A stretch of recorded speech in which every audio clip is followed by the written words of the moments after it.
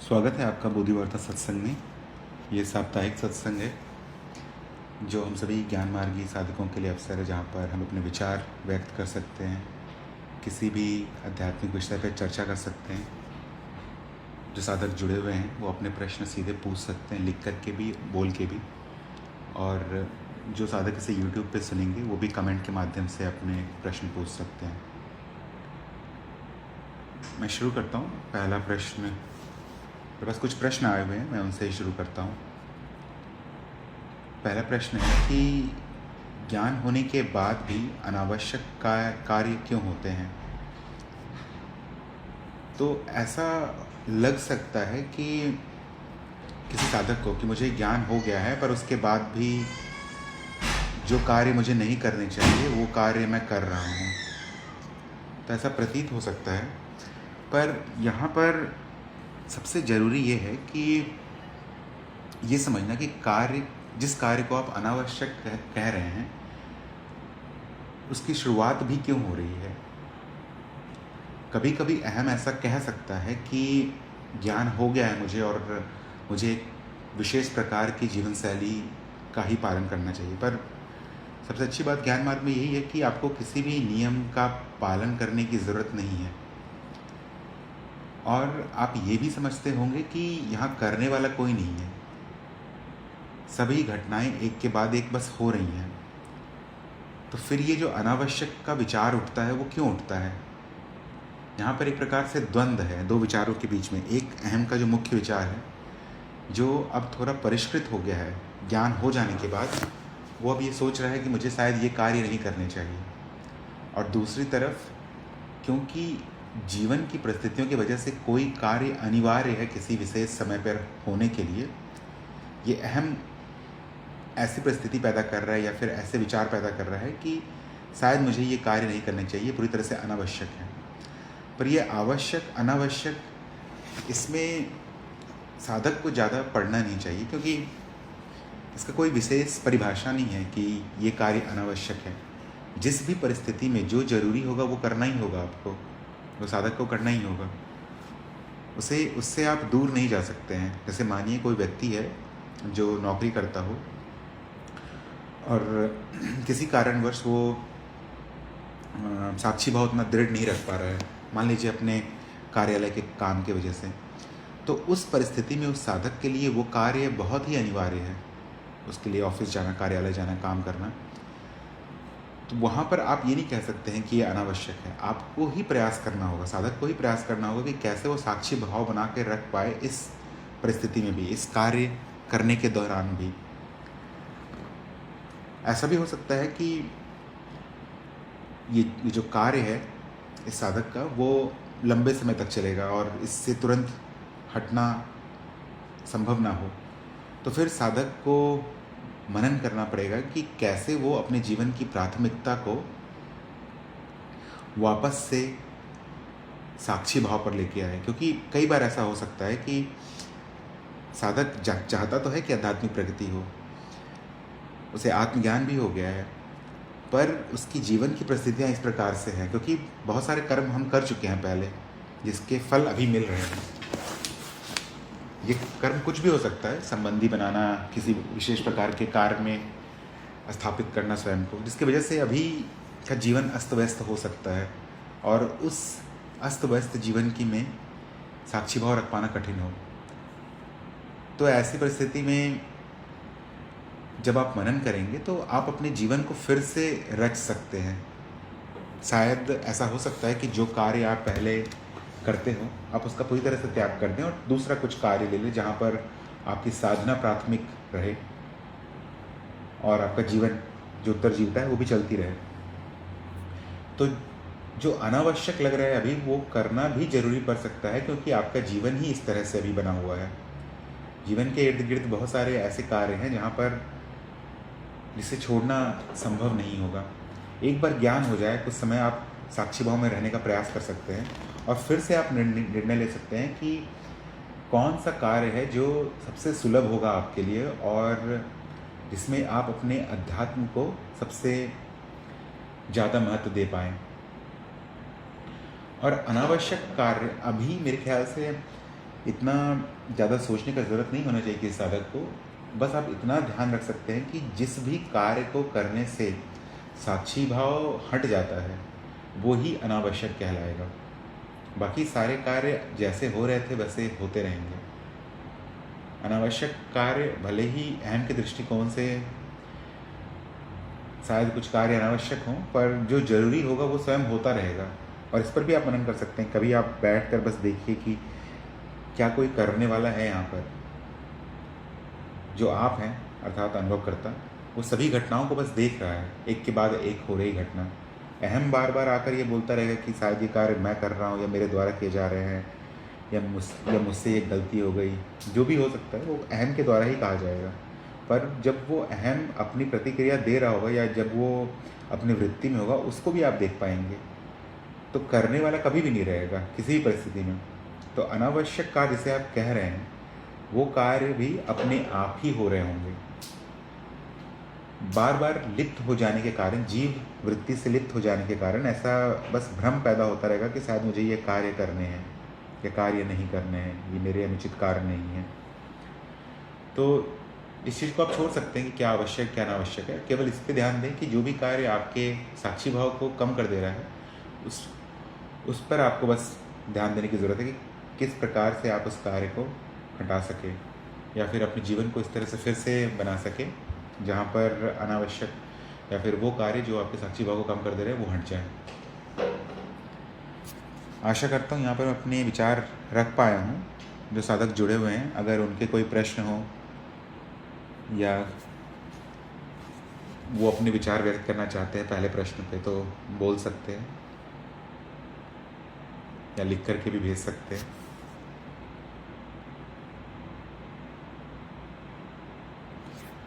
तब तक मैं अगले प्रश्न पे बढ़ता हूँ। जो साधक जुड़े हुए हैं, अगर उनको भी कुछ लग रहा है जैसा कि कुछ बता पाए वो अपने अनुभव से भी, जिससे कि बाकी साधकों को भी फ़ायदा हो सके, तो कभी भी आप बोल सकते हैं। अगला प्रश्न है कि अनुभवकर्ता और माया दोनों नित्य हैं, फिर माया सत्य क्यों नहीं है? तो जब हम सत्य की बात कहते हैं तो बहुत ही सरल है परिभाषा। जैसे कि आप अपने रोज़ाना के जीवन में भी यही देखते होंगे, दैनिक जीवन में भी, कि अगर कोई चीज़ बदल रही है तो उसे सत्य नहीं कहा जाएगा। और ये बदलती हुई चीज़ कितनी भी छोटी हो सकती है और कितनी भी बड़ी हो सकती है। ये सूर्य जो अपने स्थान से हिल रहा है, जो पृथ्वी अपने स्थान से हिल रही है, या फिर आप एक छोटा सा पत्थर भी उठा के अगर ज़मीन से कहीं टेबल पर रख पाते हैं, तो ये सभी चीज़ परिवर्तन मात्र ही है। और अगर परिवर्तन कर पा रहा है एक छोटा सा जीव इस ब्रह्मांड में, अगर छोटा सा ही परिवर्तन कर पा रहा है, तो फिर यही संकेत करता है कि ये सत्य नहीं हो सकता है। सत्य का सबसे मूल परिभाषा यही है कि उसमें परिवर्तन नहीं होना चाहिए। वो किसी भी परिस्थिति में हो, आप किसी भी अवस्था में हो, जागृति में, सुषुप्ति में या निद्रा में या स्वप्न अवस्था में भी, सुषुप्ति अर्थात निद्रा या स्वप्न अवस्था में भी, कहीं पर भी आप हो, दुनिया के किसी भी स्थान में आप हों, किसी भी लोक में आप हों, किसी भी काल में आप हों, और किसी से भी बात करते समय जो चीज़ नित्य रहेगी, जो चीज़ जिसमें परिवर्तन नहीं होगा, केवल उसे ही सत्य कहा जा सकता है। और माया में सबसे अच्छा यही है कि आपको तुरंत दिख जाता है कि जो भी आपके सामने प्रकट है उसमें तुरंत आप परिवर्तन कर सकते हैं। भले ही वो नित्य है, भले ही वो हमेशा ही आपके सामने प्रकट रहेगी, अनुभव और अनुभवकर्ता दोनों हमेशा साथ में ही दिखेंगे, भिन्न रूपों में, पर हमेशा साथ ही रहेंगे। पर नित्य होने का मतलब ये नहीं कि वो सत्य है। वो नित्य है पर मिथ्या है। हर समय उसमें परिवर्तन करने की संभावना रहती है और परिवर्तन ये आसानी से किया जा सकता है। तो सत्य केवल उसे ही कहा जाएगा जो हर परिस्थिति में सत्य हो। अगर ये मूल परिभाषा को धारण नहीं कर पा रहा है कोई भी अवस्था या कोई भी घटना, तो उसे सत्य नहीं कहा जाएगा। आशा करता हूँ यहाँ पर अपने विचार रख पाया हूँ। अगर इस पर किसी साधक को कुछ बोलना है या पूछना है तो लिख करके या बोल करके पूछ सकते हैं। प्रणाम सभी को। प्रणाम चंद्रकला जी। भैया, साक्षी भाव में हर टाइम कैसे रह सकते हैं? देखिए, सबसे पहले अगर मानिए ये प्रश्न आपका उठ इसलिए रहा होगा कि साक्षी भाव बार बार चला जाता होगा, तो आपको यही देखने का प्रयास करना है कि कौन कौन से कार्य आपके जीवन में आ रहे हैं जो साक्षी भाव को छीन कर देते हैं या हटा देते हैं। एक दिन या एक दो महीने में साक्षी भाव में 24 घंटे में रह पाए ऐसा संभव नहीं होगा, क्योंकि एक लंबी विकास क्रम से ये जीव गुजरा है।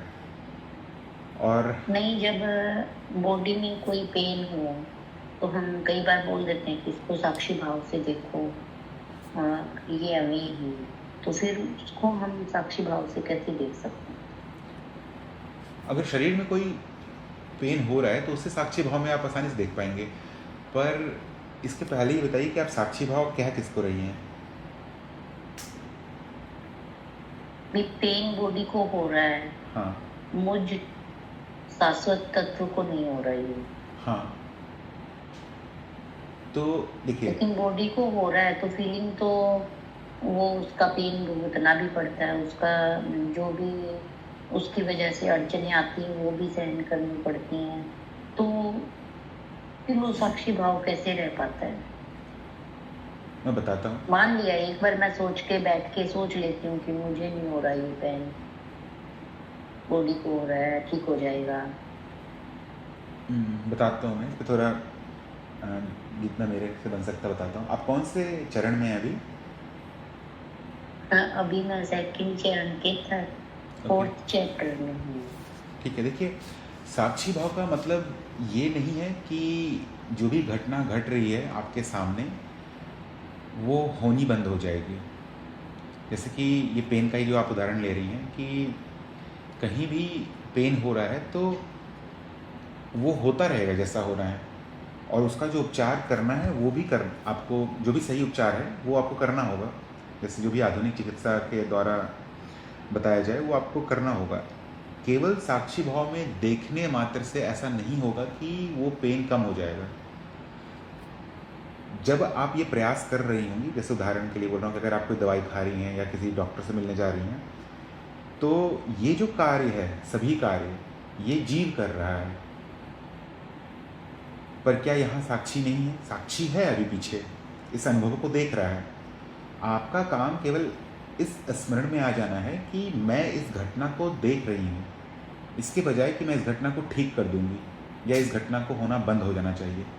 क्योंकि ये ऐसा हो सकता है, जैसे बार बार अहम ऐसा कह सकता है कि अब तो मुझे ज्ञान हो गया है या फिर मैं ज्ञान मार्ग पे आगे बढ़ रही हूँ, मुझे शायद पेन नहीं होना चाहिए। शायद ये एक तरह से मान्यता आ गई है आपके अंदर, या फिर नहीं भी होगी पर संभावना है।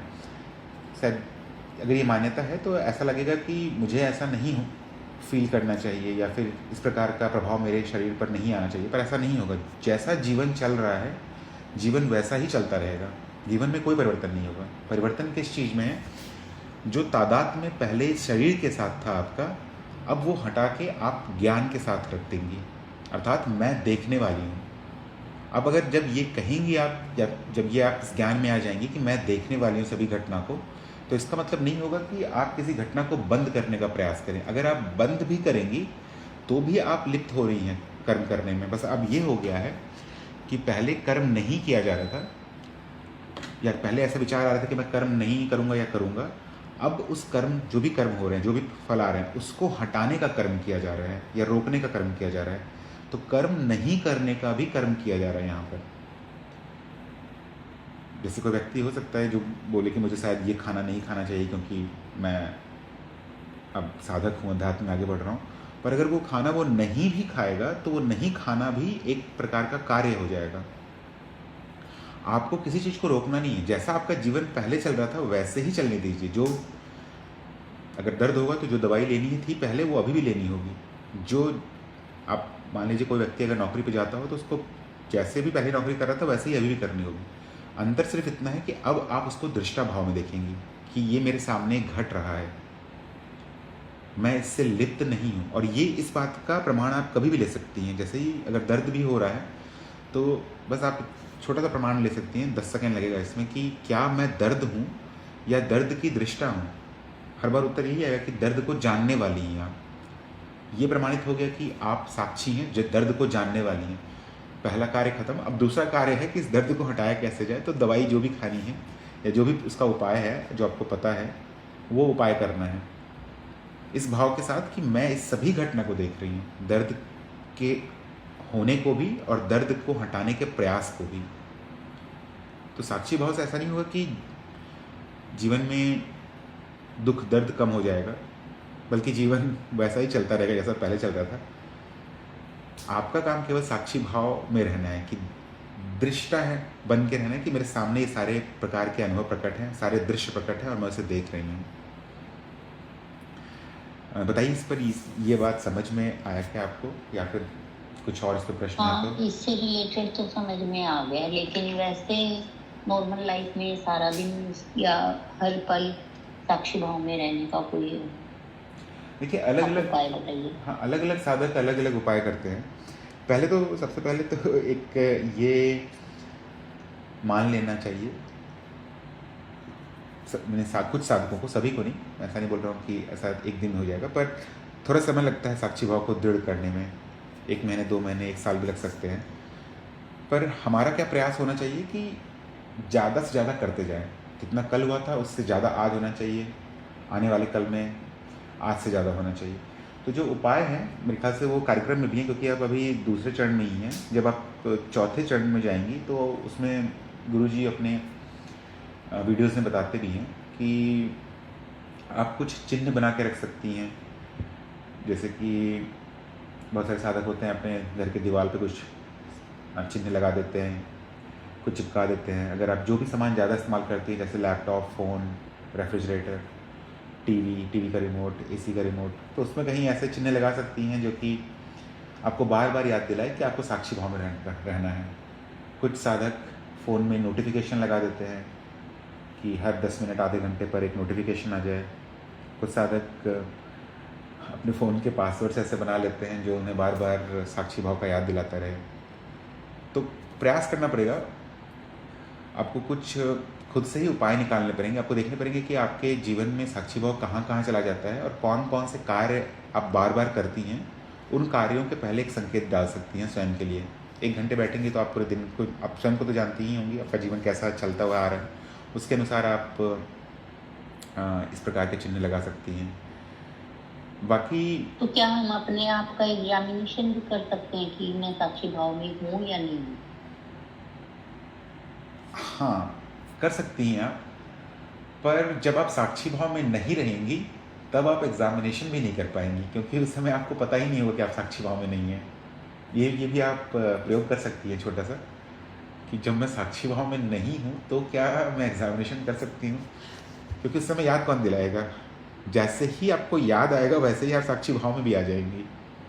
तो ये जो एग्जामिनेशन का पॉइंट बोली आप, ये आप ट्रिगर कर सकती है, मतलब ये आप प्रेरित कर सकती हैं इन उपायों से, चिन्ह बनाकर, फ़ोन की नोटिफिकेशन से, अलार्म लगाकर, जो भी हो सकता है, जो भी चीज़ आप बार बार करती हैं उससे आप एग्जामिनेशन कर सकती है। पर जैसे ही आप एग्जामिनेशन शुरू करेंगे आप पाएंगे कि आप साक्षी भाव में ही थी।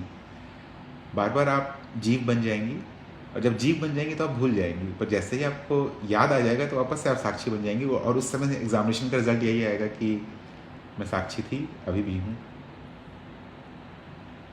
तो फिर साक्षी में होते हैं तो कैसा फीलिंग होता है? कुछ भी विशेष फीलिंग नहीं होगा, क्योंकि फीलिंग जो है वो अनुभव है, और अनुभव जीव के स्तर पे ही होगा। हाँ। तो जीव अभी जैसा, जो भी आपको अभी फील हो रहा है, जीव को वैसा ही फील होता रहेगा। जीव में तो कुछ परिवर्तन मतलब आएंगे, थोड़े थोड़े परिवर्तन, पर वो धीरे होगा, बहुत धीरे होगा। जरूरी नहीं है कि बहुत धीरे हो, पर थोड़ा समय लग सकता है उसमें। और परिवर्तन ऐसा नहीं होगा कि कुछ एक दिन में या फिर कुछ महीनों में पूरा जीवन बदल जाएगा, ऐसा नहीं होगा।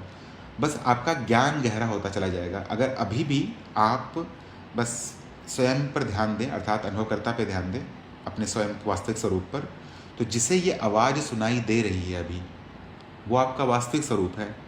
और जब आप अभी इस ज्ञान में हैं तो कोई भी विशेष अनुभव नहीं हो रहा होगा। क्यों? क्योंकि साक्षी का कोई अनुभव नहीं है, यहाँ रहने का कोई अनुभव नहीं है।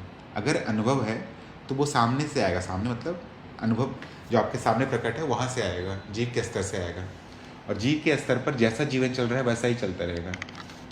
कुछ घटनाएं हो सकती हैं जो कि जब आप आगे बढ़ेंगे तो ठीक है।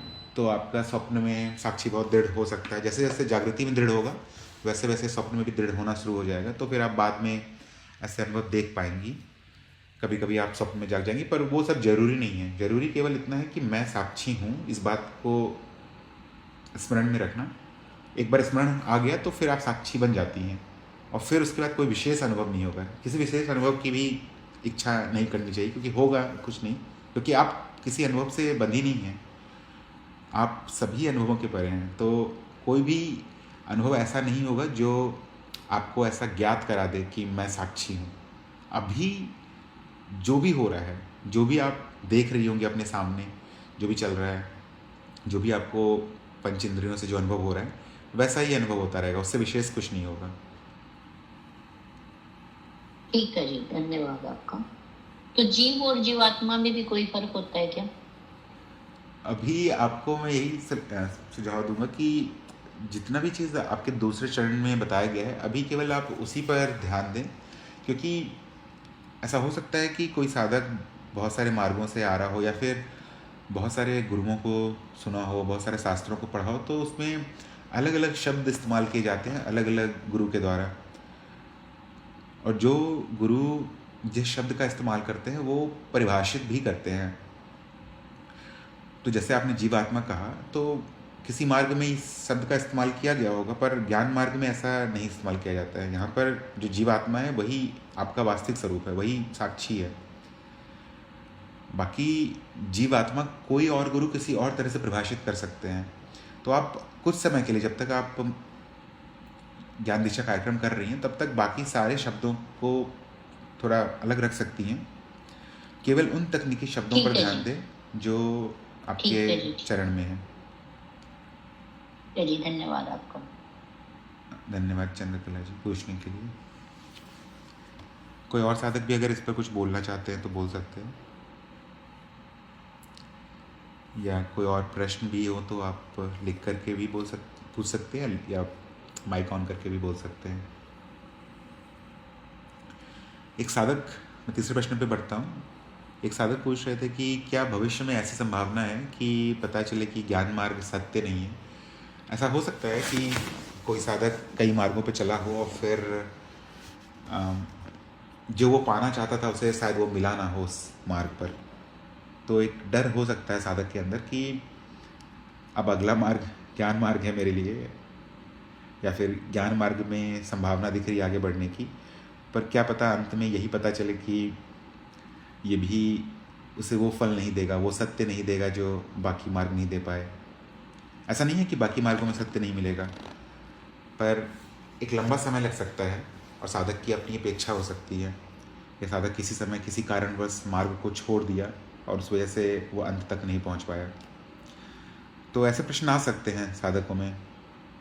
पर यहाँ पर सबसे अच्छी बात ये है, या फिर मैं एक उदाहरण देता हूँ। अगर मान लीजिए किसी व्यक्ति को कार चलाना सिखा दिया जाए, और फिर उसके बाद एक दिन बताया जाए उसे कि जब वो कार अच्छी तरह से चला पा रहा है रोड पे, हाईवे पे, शहर में, हर जगह, उसको बताया दिया जाए कि ये जो तुम कार चलाना सीखे हो वो झूठ था, तो इस बात का कोई भी तर्क नहीं होगा, क्योंकि अब वो कार चलाना जानता है। अब उसे कितना भी बोल दिया जाए कि ये कार चलाना झूठ सिखाया गया था तुम्हें, तुम कार चलाना जानते ही नहीं हो, तो वो व्यक्ति साफ साफ बोलेगा कि मैं तो कार चलाना जानता हूँ, और आपने जो बताया था वो मेरे प्रमाण में है, मैं कहीं भी चला सकता हूँ कार को अभी, तो ये झूठ तो नहीं हो सकता है। उसी तरह से ज्ञान मार्ग भी है कि ऐसा लग सकता है किसी साधक को कि पता नहीं अंत में मिलेगा भी वो सत्य या नहीं मिलेगा, पर एक बार जब आपको आत्मज्ञान हो जाता है उसके बाद कोई भी नहीं कह सकता है कि आपको जो बताया गया है वो झूठ है, क्योंकि ये आपके स्वयं के प्रमाण से आएगा। आप सभी अनुभवों को हटा के भी स्वयं को ढूंढ पाते हैं यहाँ पर। तो ये अगर एक बार पता चल जाता है तो फिर किसी भी कारण में या किसी भी परिस्थिति में ये झुटलाया नहीं जा सकता है। ये हो सकता है कि साधक फिर से बहुत कम संभावना है, पर ऐसा हो सकता है कि साधक फिर से संसार में या संसारिक गतिविधियों में फंस जाए, संसारिक कर्मों में फंस जाए। सबके जीवन अलग होते हैं, सबके कर्म के फल भी अलग होते हैं, तो वो फंस सकता है, जिससे उसका मार्ग धीरे हो जाएगा। पर उसे जो ज्ञान हुआ था, अगर उसे कोई फिर से याद दिलाए कि तुम साक्षी हो, छोटे मोटे कार्यों में क्यों फंसे हुए हो, तो वो वापस से ज्ञान में आ जाएगा, ये जानते हुए कि अभी का जो कार्य है शायद वो उत्तरजीविता के लिए या जीवन को चलाने के लिए सबसे ज़रूरी है। तो उसे शायद अभी इसी कर्म पर ध्यान देना है। पर वो ज्ञान नहीं असत्य होगा उसके लिए कभी भी। हमेशा वो यही जानेगा कि जो उसे पता चला है वही परम सत्य है और उससे ज़्यादा कुछ भी नहीं है और उससे आगे भी नहीं जाया जा सकता है। तो ये ऐसी संभावना कभी भी नहीं होगी, एक बार आपको आत्मज्ञान हो जाए तो ऐसी संभावना कभी भी नहीं होगी कि जो भी आपको पता चला है वो असत्य साबित हो जाए। ऐसे मेरे विचार हैं, पर अगर इस पर कोई और साधक कुछ बोलना चाहते हैं तो बोल सकते हैं, या कुछ पूछना भी चाहते हैं तो पूछ सकते हैं। मैं तब तक अगले प्रश्न पे पढ़ता हूँ। जो साधक जुड़े हुए हैं, अगर उनके कोई प्रश्न हो तो कभी भी लिख कर या बोलकर पूछ सकते हैं। एक साधक पूछ रहे थे कि कैसे जाने कि निर्जीव वस्तुओं में भी अनुभव करता होता है। तो सबसे पहली बात यह है कि ये प्रश्न ही थोड़ा सा गलत है। ऐसा है कि अनुभव करता किसी भी वस्तुओं में नहीं होता है। जब हम नए नए जानते हैं, आत्मज्ञान के बारे में समझते हैं, प्रमाण लेते हैं, तो ऐसा भ्रम पैदा हो सकता है शुरुआती कुछ दिनों में बस, कि लगे कि अनुभवकर्ता इन इंद्रियों के पीछे कहीं है। क्योंकि सभी ज्ञान इंद्रियों के अंत में ही प्रकट होता है। ऐसा प्रतीत होता है कि आगे मेरे दीवार है और ये आंखें देख रही हैं और आंखों के पीछे कहीं अनुभवकर्ता होगा। तो ऐसा लग सकता है कि ये किसी वस्तु के अंदर अर्थात शरीर के अंदर है। और फिर ये प्रश्न उठ सकता है कि अगर ये शरीर के अंदर है तो क्या सभी वस्तुओं के अंदर होता है? तो इसका सबसे सरल उत्तर यही है कि अनुभवकर्ता सभी जगह है। कोई भी वस्तु ऐसी नहीं है जिसके अंदर अनुभव करता है। ये वस्तु अनुभवकर्ता के सामने प्रकट है। और ये सामने शब्द भी सही नहीं है। अनुभवकर्ता और अनुभव दोनों साथ ही साथ प्रकट हैं, एक ही स्थान पर, एक ही समय पर। तो निर्जीव वस्तु जो है उसके वो भी उसी आकाश में या उसी दृष्टा के सामने प्रकट है जहाँ पर अभी आपके सामने ये सृष्टि प्रकट है। पर फिर अंतर कैसे हो जाता है कि एक मनुष्य को ज्ञान हो सकता है और एक मान लीजिए एक पत्थर पाषाण हो तो उसे ज्ञान नहीं होगा। ये केवल इस बात पे निर्भर करता है कि कितनी विकसित उसकी वृत्तियां हैं। अगर एक पाषाण हो, एक पत्थर है, तो उसमें जटिल वृत्तियां नहीं होंगी, उसमें किसी प्रकार की रासायनिक प्रक्रिया नहीं चल रही होंगी, मानसिक प्रक्रिया नहीं चल रही होंगी, बुद्धि इतनी विकसित नहीं होगी कि वो इस निष्कर्ष तक पहुंच जाए कि जो भी उसे दिख रहा है वो मिथ्या है। उसकी तुलना में अगर आप एक मान लीजिए एक छोटे चूहे का उदाहरण ले, तो चूहे की बुद्धि इतनी विकसित नहीं है। वो यहाँ तक समझ सकता है, उसमें एक तरह से स्वयं को जानने अर्थात जो अहम है, अहम तक पहुँचने की क्षमता है। अहम जो उसके जीवन की रक्षा करेगा वहाँ तक पहुँचने की क्षमता है, पर उससे ज़्यादा नहीं जान सकता है। एक साधारण व्यक्ति भी हो जो मान लीजिए कि ज्ञान मार्ग में नहीं है या फिर बहुत तेज बुद्धि नहीं है, तो वो भी अपने जीवन को संभालने तक का ज्ञान अर्जित कर सकता है, पर इस जीवन के परे कुछ है इसको नहीं समझ पाएगा। पर एक व्यक्ति जो ऐसा हो जो ज्ञान मार्ग में आगे बढ़ रहा है, जो सत्य को जानना चाहता है, उसमें इतनी बुद्धि विकसित हो जाती है कि वो दृश्य और दृष्टा में भेद कर पाता है। और यहीं से फिर ज्ञान मार्ग शुरू होता है। एक तरह से ये कृपा है जो कैसे प्रकट होती है पता नहीं, पर हो जाती है बहुत सारे साधकों में, और वहाँ से उनका यात्रा शुरू हो जाता है। तो निर्जीव वस्तु भी उसी अनुभवकर्ता के सामने है, पर उस निर्जीव वस्तु को स्वयं का ज्ञान होगा, उसके वास्तविक स्वरूप का ज्ञान होगा, ऐसा संभावना बहुत कम है, क्योंकि उसमें वो वृत्तियाँ नहीं हैं जो उस निष्कर्ष तक पहुँच पाए।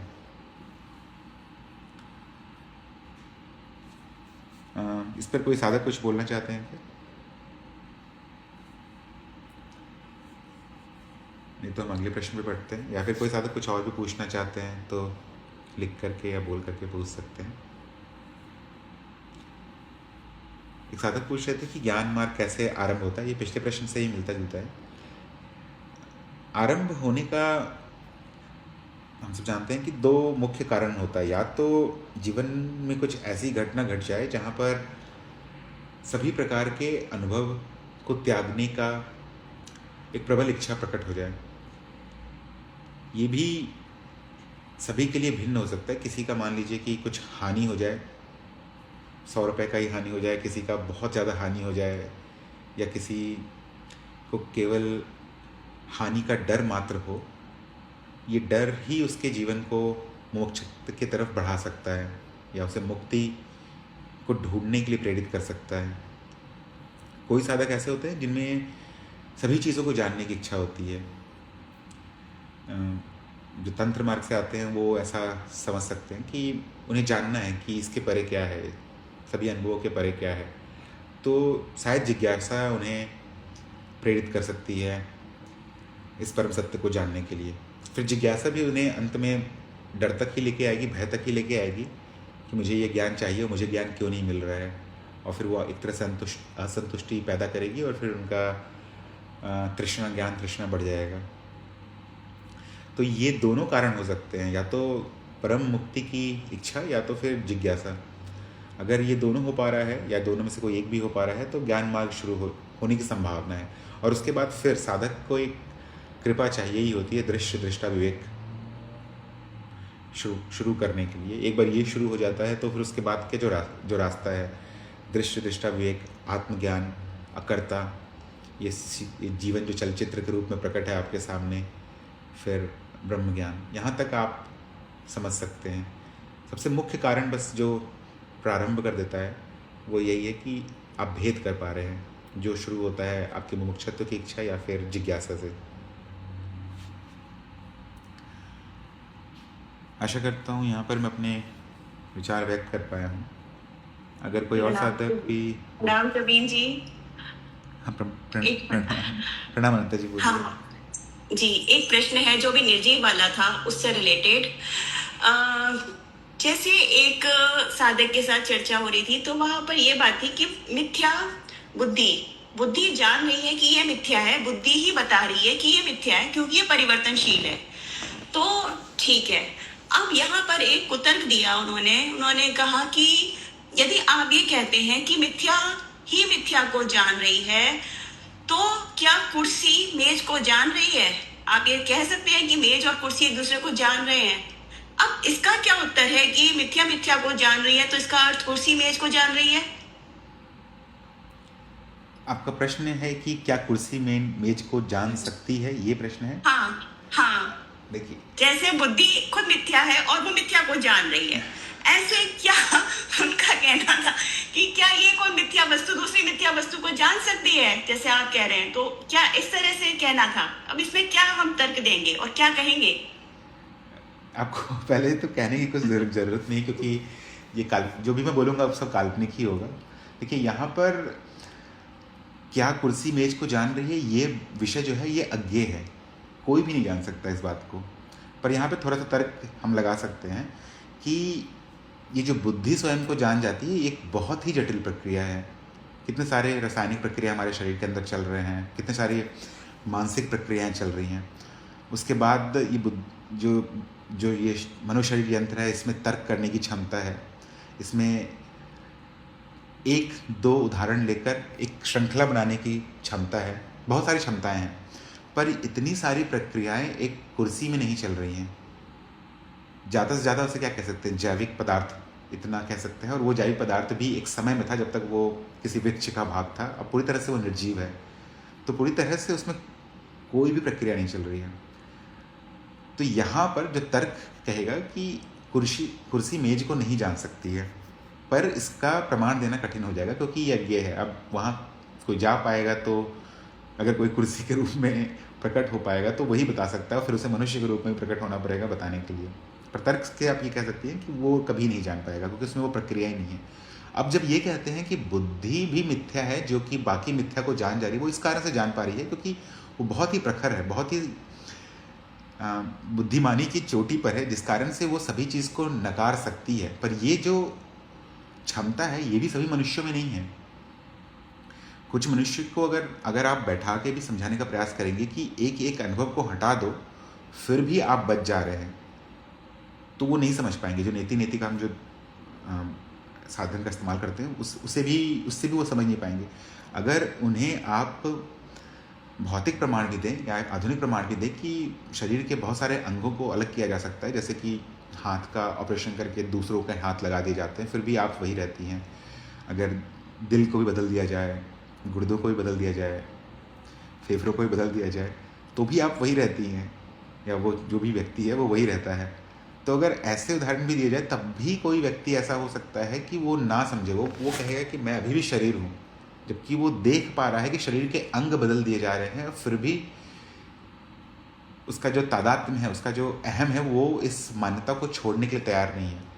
अगर उसे आप आगे भी प्रेरित करें कि देखो तुम्हारा शरीर बिस्तर पे जब सो रहा होता है तब भी तुम स्वप्न में प्रकट रहते हो, जो कि शरीर से पूरी तरह से स्वतंत्र है, तभी तुम स्वप्न में रहते हो, फिर भी वो नहीं मानेगा। तो ये जो आप ये जानती हैं, ये बात वो इसलिए जानती है क्योंकि बुद्धि इतनी प्रखर हो चुकी है कि वो एक छोटी से नेति के माध्यम से ही समझ जा रही है कि ये सब अनुभव को हटा दो, फिर भी मैं प्रकट हो जाता हूँ, फिर भी मैं रह जाता हूँ। तो ये बुद्धि अब समझ पा रही है, और जब ये बुद्धि इतनी ऊंचाई तक पहुँच गई है तभी ये बाकी मिथ्या को समझ पा रही है। सभी ऐसे हों जरूरी नहीं है।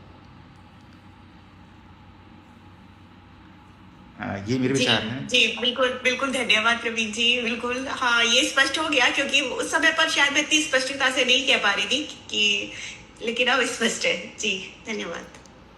धन्यवाद अनंता जी पूछने के लिए। बाकी साधक भी अगर कुछ बोलना चाहते हैं इस पे तो बोल सकते हैं,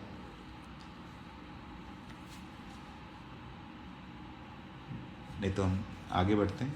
बाकी साधक के अगर कोई और प्रश्न हो या कोई और विषय भी है जिस पे वो चर्चा करना चाहते हैं तो चर्चा कर सकते हैं। तब तक मैं अगले प्रश्न पे बढ़ता हूँ। एक साधक पूछ रहे, हाँ दिनेश जी कुछ बोल रहे थे क्या? रजत जी, हाँ रजत जी बोलिए। मेरा प्रश्न ये है, जैसे ज्ञान मार्ग में अगर कोई साधक मतलब ऊंचाई पर है, जैसे उसको साक्षी भाव है उसका, और वो अद्वैत का भी अनुभव कर चुका है, अनुभव करता है, तो क्या इसमें ये भी संभावना है कि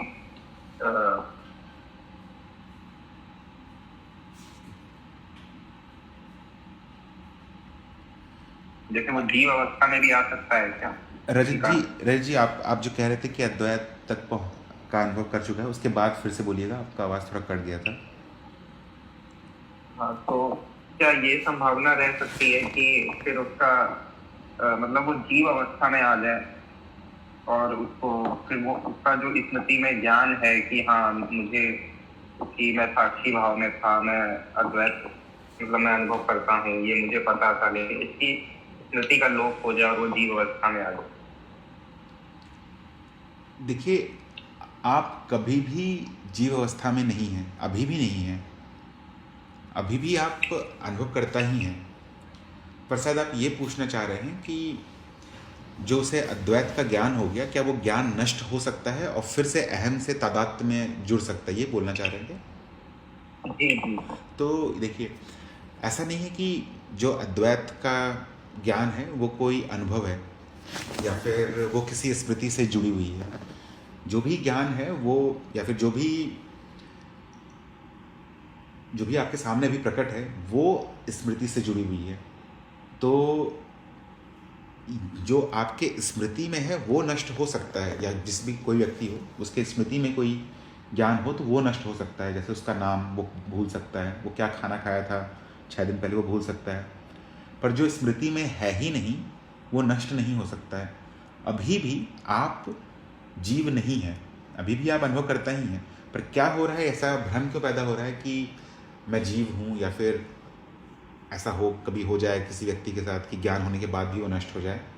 ऐसा भ्रम क्यों पैदा हो रहा है? क्योंकि अहम शायद ऐसा सोच रहा है कि मैं इतना मेहनत कर रहा हूँ आगे बढ़ने के लिए, और ये फिर ऐसा घटना घट जाए किसी के साथ तो उस सारे मेहनत का क्या होगा? फिर ऐसा कभी भी नहीं होगा,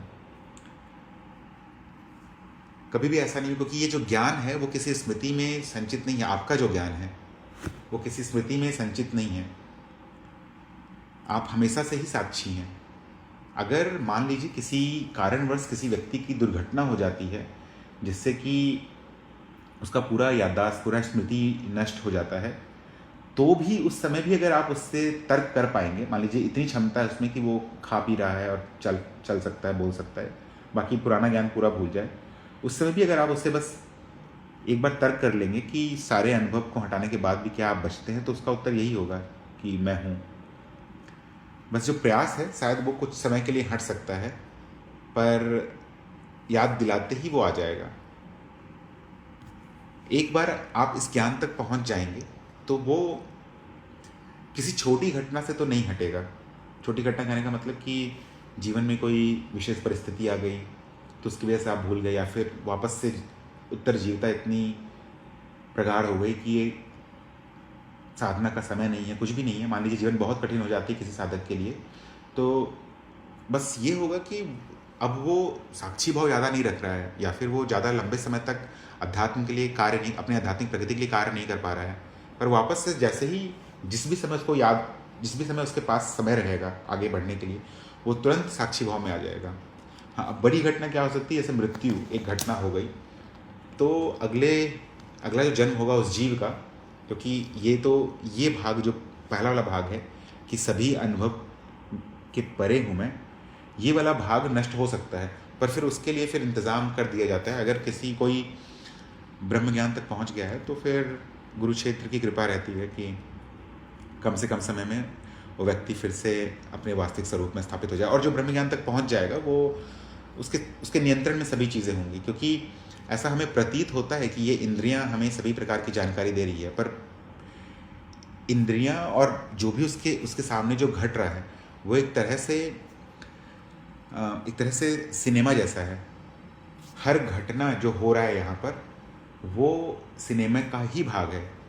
ये रोशनी का दीवार से टकराना और आंखों तक आना, अगर तंत्र के दृष्टिकोण से सोचेंगे या फिर विज्ञान के दृष्टिकोण से सोचेंगे तो फिर ऐसा लगेगा कि रोशनी आगे से टकरा कर आंखों में जा रही है और फिर मस्तिष्क में कुछ बना रही है और फिर हमें दिख रहा है, ये विज्ञान के दृष्टिकोण से। पर वास्तविकता में ये सभी चीज़ें जो भी बोला मैं, ये तीनों चीज़ें, रोशनी का टकराना, आंखों में जाना और फिर एक चित्र बनना, ये एक अपने आप होने वाली घटना है, जो एक सिनेमा का भाग है जो चल रहा होगा। तो जो वहाँ तक पहुँच जाएगा उसके नियंत्रण में सभी चीज़ें रहेंगी, और क्या करना है, जन्म लेना है नहीं लेना है, वो पूरी तरह से वही निश्चित करेगा।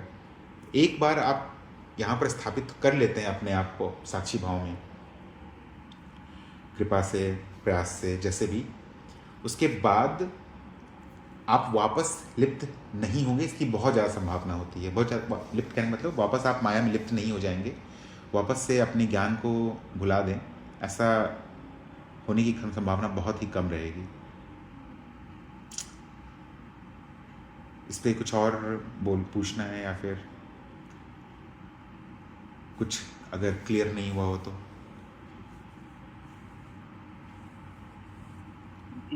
काफी क्लियर है।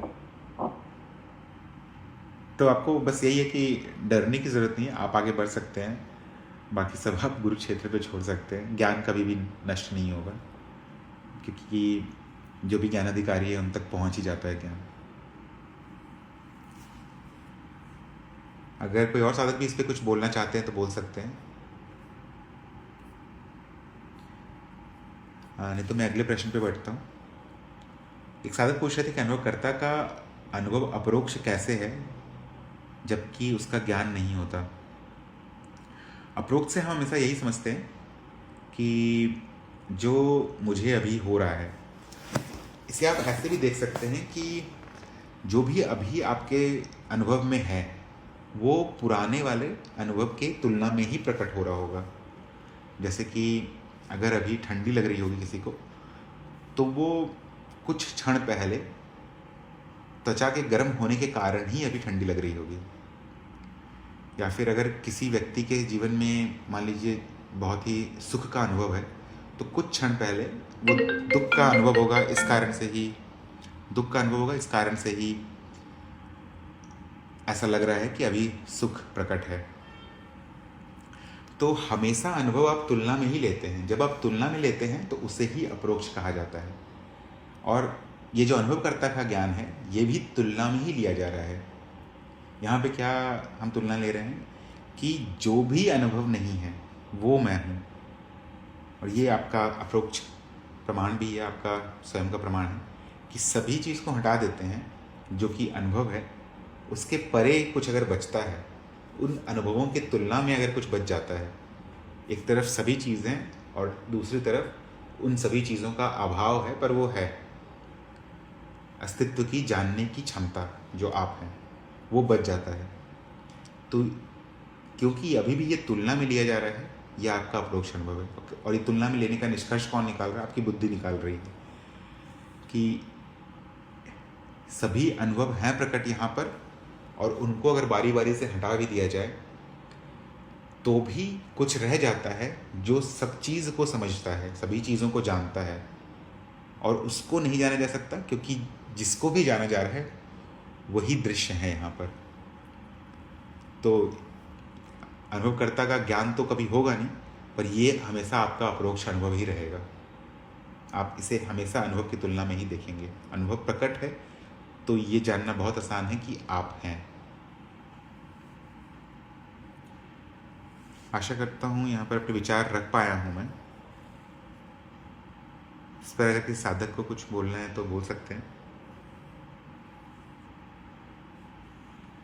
प्रवीण जी, जैसे यदि ये कहते हैं कि दिन नहीं है तो ऑब्वियसली रात है, तो ये अप्रोच अनुभव है। अगर दिन नहीं है तो आप इतना कह सकते हैं कि दिन नहीं है, ये अप्रोच अनुभव है।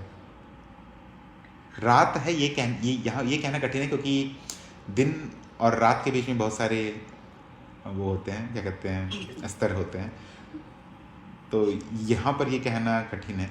पर अगर ये बोल सकते, अगर जैसे मानिए कि किसी व्यक्ति के पास 100 रुपये हैं और उसका 100 रुपये गिर जाए, तो वो निश्चित कह सकता है कि मेरा अभी जो बटुआ है, वॉलेट है, वो खाली है।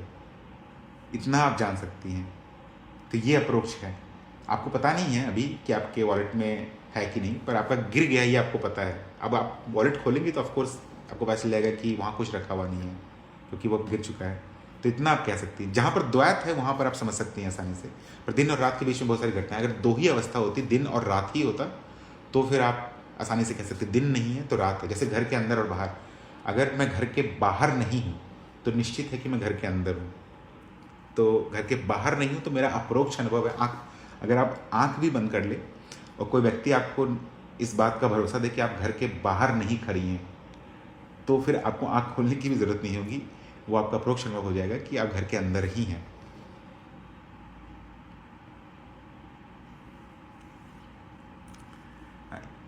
इस पे कुछ बोलना है तो बोल सकती हैं अनंता जी। हाँ, नहीं, मैं तीनों को एक साथ देख रही थी। एक प्रत्यक्ष है जिसमें कि हम कहेंगे कि दिन है, मेरा प्रत्यक्ष अनुभव है कि दिन है, क्योंकि मैं अपनी आंखों से देख रही हूँ। लेकिन जब मैं ये कह रही हूँ कि दिन नहीं है, तो फिर दूसरा कुछ और है। और एक तीसरी कंडीशन जिसमें कि कह देते हैं कि दिन नहीं है, मतलब फिर वो तीसरी कंडीशन क्या है? 3 कंडीशन होनी चाहिए ना, जिसमें कि हम एक में कहेंगे है, एक में कहेंगे नहीं है, और एक में जो कहेंगे नहीं है लेकिन वो दूसरी वाली प्रमाणित हो जाएगी। क्या ऐसे इसको देखते हैं? ऐसे, क्योंकि ये अभी 3 का उदाहरण आप दे पा रही हैं, पर अगर परिस्थिति बदलेंगे तो और भी उदाहरण हो पाएंगे। इसे आप सकारात्मक और नकारात्मक ज्ञान के दृष्टिकोण से देख सकती हैं कि कहीं कहीं पर आपको सकारात्मक ज्ञान मिल जाएगा। जैसे ही मानिए सुबह का 7 बज रहा है तो आप सकारात्मक ज्ञान ले सकती हैं कि अभी दिन है, ये सकारात्मक ज्ञान हो गया। पर जो घर के अंदर और बाहर का बता रहा था, मैं उदाहरण दे रहा था, वहाँ पर अगर किसी व्यक्ति का आँख बंद करके घर में रख दिया जा रहा है, अंदर रख दिया जा रहा है और उसे कह दिया जा रहा है कि तुम घर के बाहर नहीं हो पर तुम आँख नहीं खोल सकते हो, तो वो व्यक्ति निश्चित तौर पे जानेगा कि वो घर के अंदर है, पर ये नकारात्मक ज्ञान है। ज्ञान भी अभी भी उसे हो रहा है, वो उसका अप्रोक्ष प्रमाण भी है, क्योंकि उसे सामने वाला व्यक्ति सही प्रकार का प्रमाण दे रहा है कि तुम घर के बाहर नहीं हो। तो नकारात्मक और सकारात्मक ज्ञान के दृष्टिकोण से देखेंगे तो ये समझना आसान हो जाएगा कि मैं प्रकट हूँ, मुझे पता है कि मैं प्रकट हूँ यहाँ पर मैं कोई अनुभव नहीं हूँ, और मेरा अनुभव नहीं हो सकता है, ये भी मैं जान रहा हूँ, क्योंकि ये नकारात्मक ज्ञान है।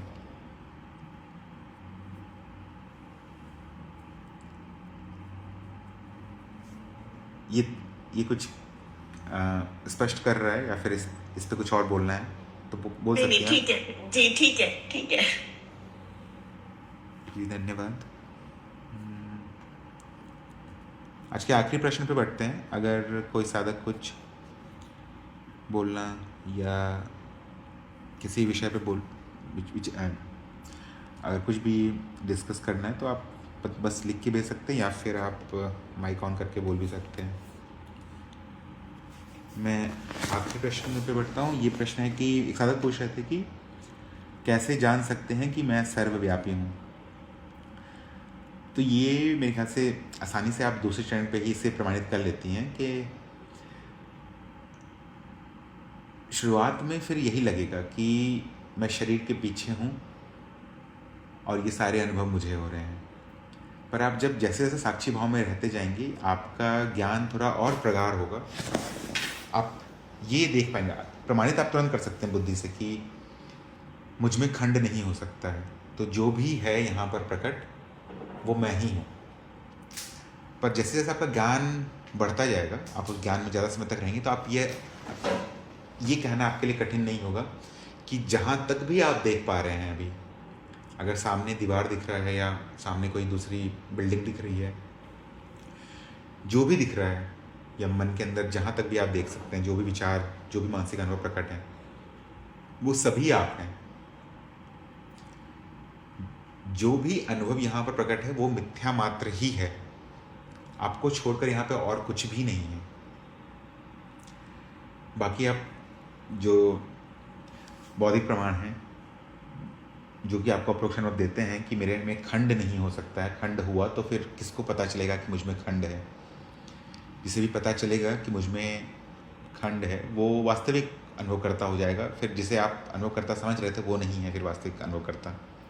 तो खंड नहीं हो सकता है यहाँ पर इसे आप तुरंत भी देख सकते हैं।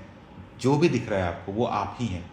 शुरुआत में ऐसा लग सकता है कि जो मुझे दिख रहा है वो अनुभव है और मैं कहीं पीछे बैठा हुआ हूँ, पर ऐसा नहीं है। जहाँ तक भी आप देख पा रहे हैं, जिस भी चीज़ का आप अनुभव ले पा रहे हैं, भले ही 10 किलोमीटर दूर तक एक कोई पहाड़ दिख रहा हो छोटा सा, या कहीं नदी दिख रही हो, या कोई तारा दिख रहा हो, जहाँ तक भी आप जान पा रहे हैं वो आप ही हैं, क्योंकि आप ही हैं अस्तित्व की जानने की क्षमता।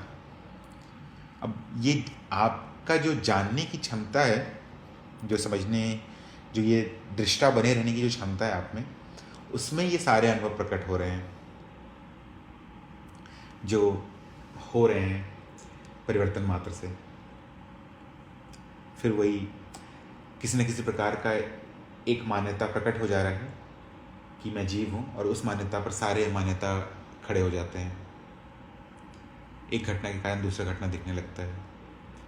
पर आप अभी तुरंत देख सकते हैं, जहाँ तक भी आप देख पा रहे हैं वो सभी आप ही हैं, कोई खंड नहीं है। जो भी आपके सामने प्रकट है उसमें कहीं भी खंड नहीं है। और जो भी आपको दिख रहा है, इन दोनों के पीछे का जो तत्व है, तत्व तो नहीं कह सकते, जो भी है, जिसे शून्यता कहते हैं, वो भी आप ही हैं।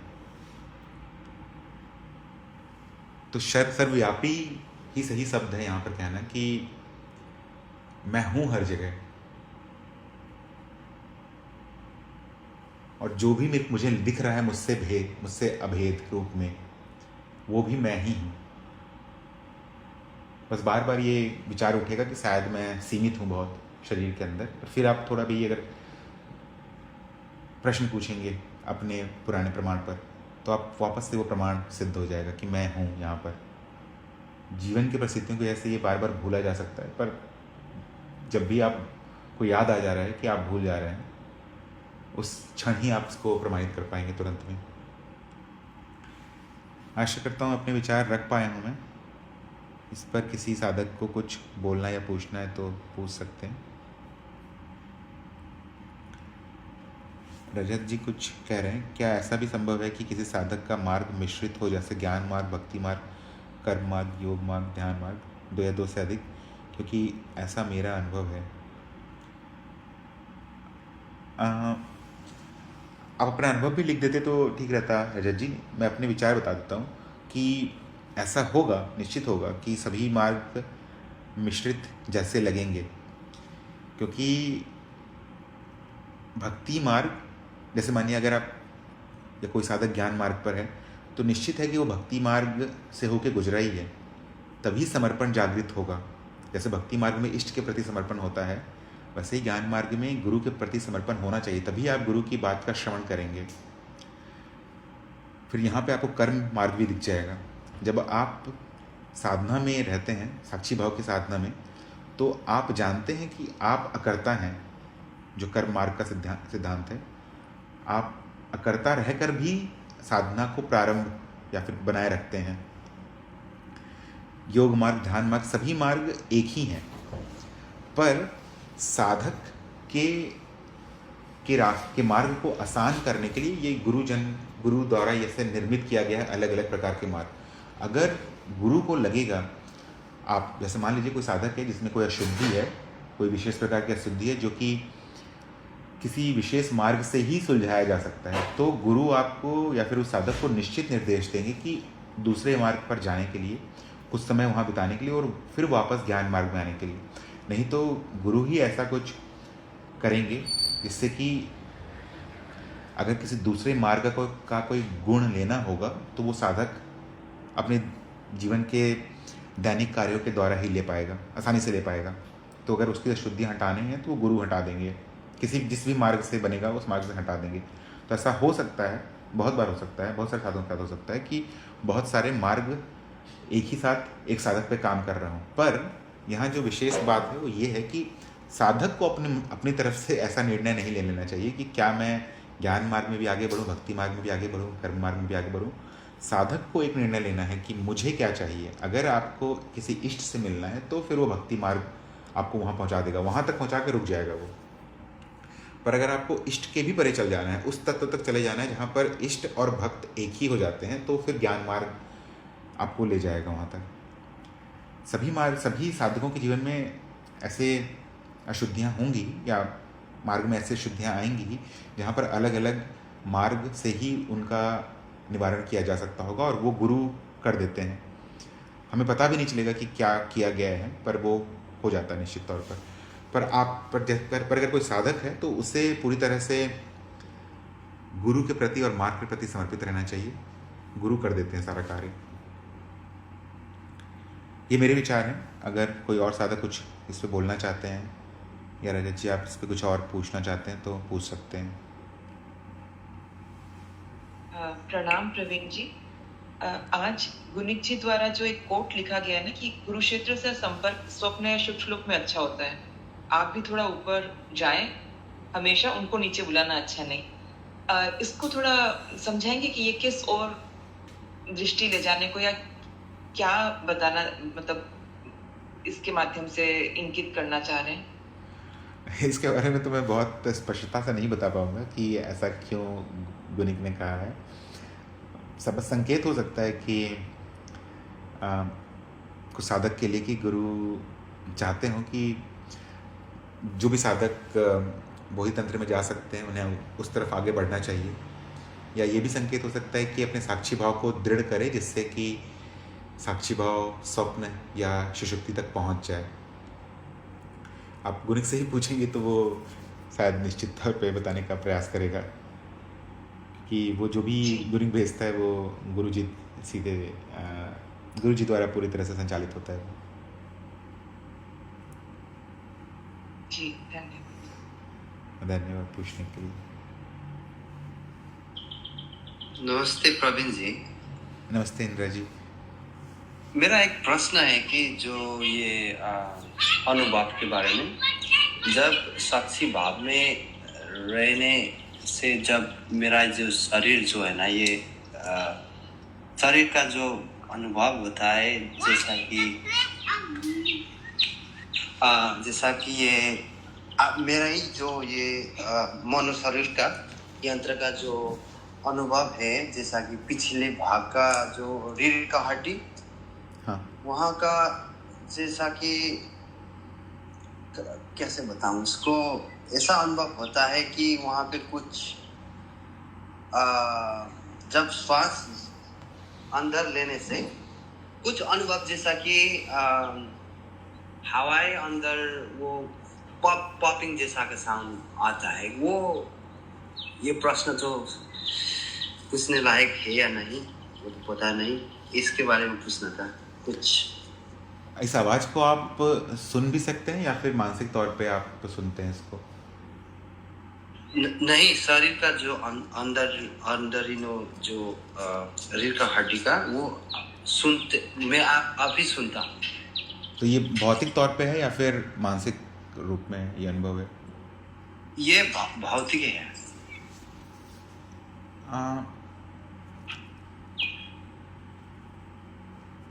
अब इसके बारे में भी मैं ज़्यादा कुछ नहीं कह सकता हूँ कि ऐसा क्यों है।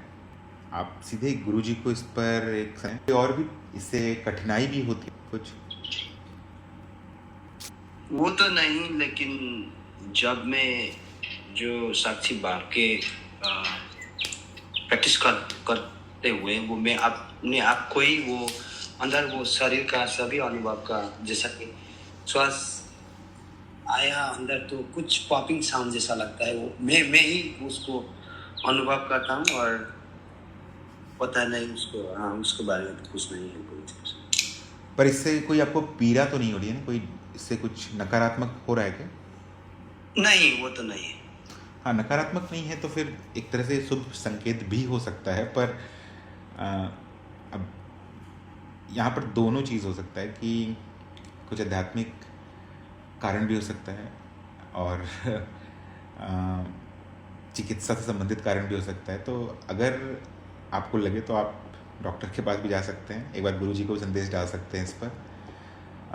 पर अगर कोई भी तरह से नुकसान नहीं हो रहा है और अगर ये अच्छा अनुभव भी लग रहा है आपको, तो उसको बरकरार रखिए। आप साक्षी भाव में वहाँ पे भी ध्यान दे सकते हैं, नहीं तो जो हो रहा है वो होने दे सकते हैं। अगर नकारात्मक हो जाए तो फिर आप एक बार मुझे संदेश भी भेज सकते हैं। जी, वो नकारात्मक तो कुछ नहीं है। डॉक्टर के, मेरे को लगता है कि डॉक्टर के दिखाने से कुछ होता नहीं, मेरे को वैसा भी लगता है। तो अभी तक तो नकारात्मक तो नहीं है। तो फिर आप जो कर रहे हैं करते रहिए, ये शुभ संकेत भी हो सकता है। इसमें समय के साथ ही पता चलेगा क्या हो रहा है। धन्यवाद।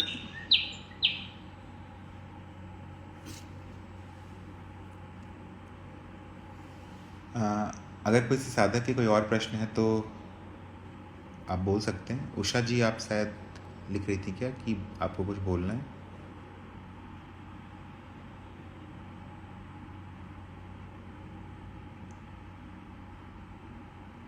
Can you hear me? हाँ उषा जी। अच्छा, I just want to tell everybody कि मेरे 27 गुरुज रह चुके हैं and Tarun Pradhan ji is my final destination guru. And after listening to so many videos of Tarun Pradhan ji, I'm watching this video of Guruji Astita, and there's a clear description of what omnipresent kya hota hai, sarvyapak, and anubhav karta, anubhav, and anubhav kriya. That is very important for हर एक इंसान को वो बार बार देखना चाहिए. And I am very grateful to Guruji कि उन्होंने इतने सिंपल लैंग्वेज में अनुभव करता और अनुभव क्रिया का बताया और साक्षी भाव में कैसे रहना है. आफ्टर ज्वाइनिंग तरुण प्रधान जी, साक्षी भाव बहुत आसान हो गया है. एंड अपने आप गुरु की कृपा गुरु क्षेत्र से आ रही है. एंड मैं बहुत खुश हूँ और साक्षी भाव में रहना बहुत ज़रूरी है.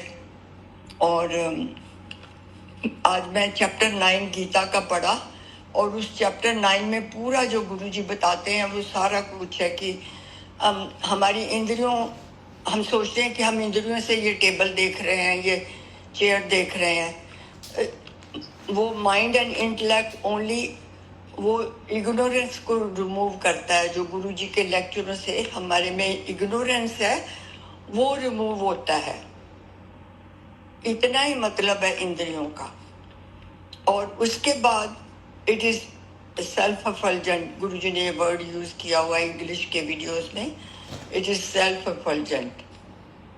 सो I am very grateful to Guruji and somehow Guruji की बहुत कृपा हो रही है. एंड आई विल, मैं हर एक इंसान को कहूँगी उनके वीडियो अस्तित्व और वाली बार बार देखें, उनको अपने आप पता लग जाएगा अनुभव करता क्या है, अनुभव क्या है और अनुभव क्रिया क्या है, दृष्टा, दृष्टि एंड दृश्य. एंड ये मैं अपने फैमिली लाइफ में साक्षी भाव कर रही हूँ. Of course I was born to a yogi father. मैंने सारी उम्र गीता पढ़ी है, कोई 30-40 बार. But Guru Tarun Pradhan ji has finally pinned up in such simple language, unbelievable. मैं सोचती हूँ कि गुरु जी सारे वर्ल्ड में ये क्यों नहीं फैला देते हैं ये जो हमें ज्ञान मिल रहा है. थैंक यू, धन्यवाद. धन्यवाद उषा जी, धन्यवाद अपने विचार व्यक्त करने के लिए. हाँ, ये जो ज्ञान दीक्षा कार्यक्रम है ये मतलब हम लोग को तो बस 20 अध्याय देखने होते हैं, पर ये 20 अध्याय में अनंत प्रकार के ज्ञान प्रस्तुत हैं. सभी उपनिषद, सभी प्रकार की गीता उपस्थित है वहाँ पर. मेरे ख्याल से सभी का ऐसा ही अनुभव होगा. धन्यवाद अपने विचार बताने के लिए. अगर कोई और प्रश्न नहीं है तो आज का सत्संग हम समाप्त करते हैं. सत्संग में जुड़ने के लिए सभी साधकों को धन्यवाद.